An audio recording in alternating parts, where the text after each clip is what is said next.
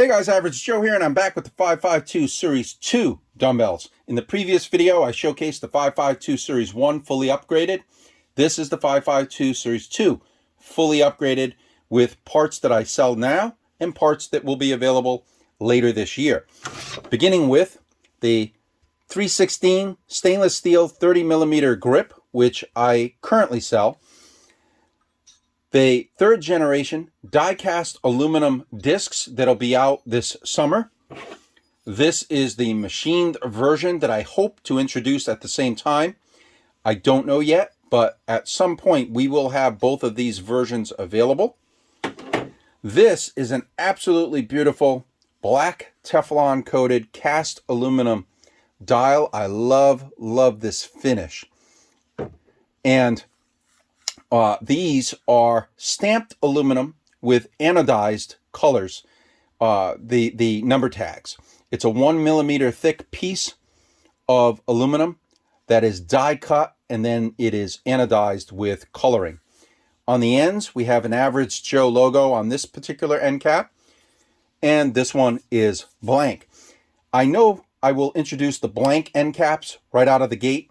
However, I don't know when I will introduce the Average Joe end caps. I have a limited amount of capital in order to purchase all of the different inventory. This may not be part of that initial purchase. We will have to see. As far as the two finishes, right out of the gate, will be black Teflon coated aluminum, as well as a glass beaded aluminum. I love this as well. It's got a nice soft kind of texture, but it's still very grippy, and it's basically just aluminum that has been glass beaded. And you can see also very sharp. This is a close-up of the anodized. It's beautiful anodizing on these stamped aluminum number tags. You'll also notice that the numbering system is a little bit different than OEM.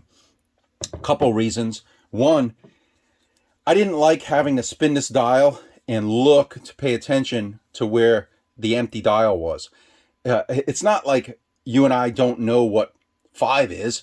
We know that we turn it to 5 and it's an empty dial. However, looking at that, either if you have poor eyesight or if you're just trying to do things quickly, you have to really pay attention to make sure you hit 5. By making the lowest weight setting a red indicator, it makes it super easy to turn this thing to an empty dial setting so that you can remove your handle. So it's just a visual aid. The other thing is, of course, the huge flat surface now versus this convex surface of the OEM dial. So this is, it feels a lot better on my legs. And the grippy kind of finger slots that this gear shape makes for being able to turn these dials. The other thing that I should mention is I made, if you don't want to order my end caps, I designed these to fit the OEM end caps. And it's as simple as that. You can do this too. But just keep in mind that these things are hard to remove without damaging them. You can actually see some of the damage on the end. I have some that are all scratched up from trying to get this cap out of the OEM dials. It's very difficult to remove them. Instead, now you can, let me show you this. Press this in, and when you need to remove it, you don't have to worry about damaging anything. These are machined end caps. All of the end caps will be machined, and they will be in the material matching the dial. So if you order aluminum dials, it'd be aluminum end caps. If you order stainless dials, they would have stainless end caps. And they have a grommet to keep this in the dial. Now, the other handle here, let me pull out this one. The other handle is solid 316 stainless steel. There's actually two types. There's a 304 and a 316, but they're polished stainless steel dials. This one has the Average Joe logo, but there is the blank end cap, and then there will be at some point a brushed I love the brushed finish. This brushed stainless steel as well. But again, the out of the gate for the first batch will likely be black Teflon coated aluminum and glass beaded aluminum.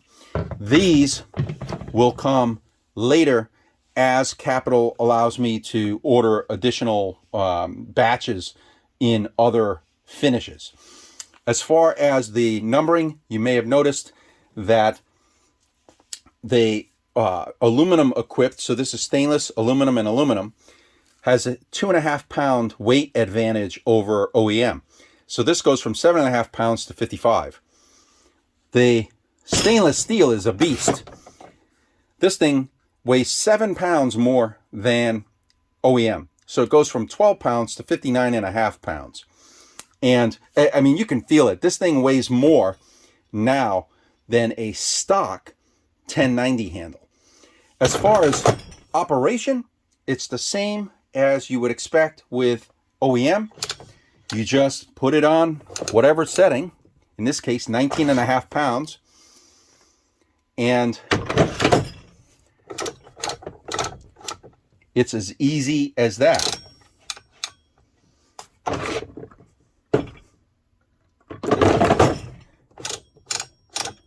And then you spin to red, and empty handle. Same thing on the cast aluminum. And what you have now, from one end of the dial to the inner disc, is all metal parts. Everything is now a complete metal assembly. No more plastic in that portion of the dumbbell. Now, one thing I should mention here, and I get asked this a lot, can you drop the dumbbells? Can you do renegade rows? Can you do devil's press? And I have to tell people, even if even if my parts survive that, your plates are not going to survive that. Unfortunately, if you drop these dumbbells, you risk fracturing or breaking the tabs on these things. Doesn't make a difference if it's Series 1, Series 2, 1090. These things are not durable enough to be dropped or to do anything that has like your entire body weight pressing on the dumbbells, like a renegade row or a devil's press. So, you know, if you want to do those kinds of exercises, you're better off doing those kinds of exercises. Or if you want to, let's say, do a set to exhaustion and then drop your dumbbells, you're better off not using adjustable dumbbells to do that. And that goes for all the brands. You don't want to drop Power Block. You don't want to drop the 𝗙𝗢𝗡𝗅. You don't want to drop the Mirax. You don't want to drop the SelectTechs. Some people say, you know, you can drop things like the Iron Masters. Good luck with that. Over time, you're going to eventually start bending those as well, because you can actually bend the traditional dumbbells. You can bend the handles on those traditional dumbbells when you drop them too much over time. So you just have to be just as careful, you know, with your sets as you would before upgrading. The primary reason behind the upgrading on these dumbbells is not for you to do things like drop your dumbbell. That was never my intent when I made these upgrades. I just didn't want my discs breaking on ordinary dumbbell exercises. You know, you'd go to do a curl, you'd go to do a overhead press, a bench press, and you'd have a disc that would drop a weight. And that's not cool. You should be able to do all your ordinary exercises, your dumbbell exercises, feeling safe to be able to do that. And that's what the intent behind the upgrades were for me. I don't care about, you know, dropping my dumbbells or anything like that, so it's non-issue, and I don't have to deal with broken tabs on these weight plates. So anyway, that is the use of these dumbbells. One other thing I want to mention, and I'm going to show you the 552 Series 1 to explain it, is that the third generation discs are now made to fit OEM discs. When I made my first discs back in 2019, I didn't care about preserving OEM discs. I wanted to get rid of these because, in my opinion, you know, replacing one disc out of 4 is, you've heard me say this before, it's like putting one brand new tire on a car that has 4 ball tires. Why would I do that?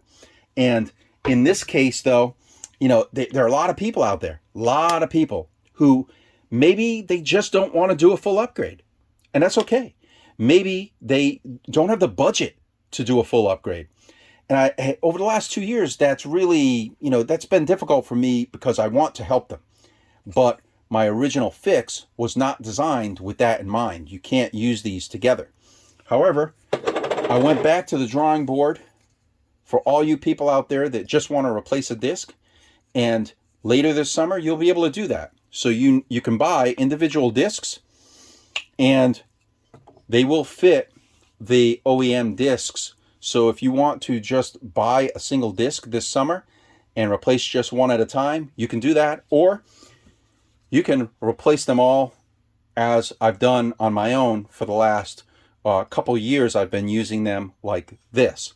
So that's everything on the 552 Series 2.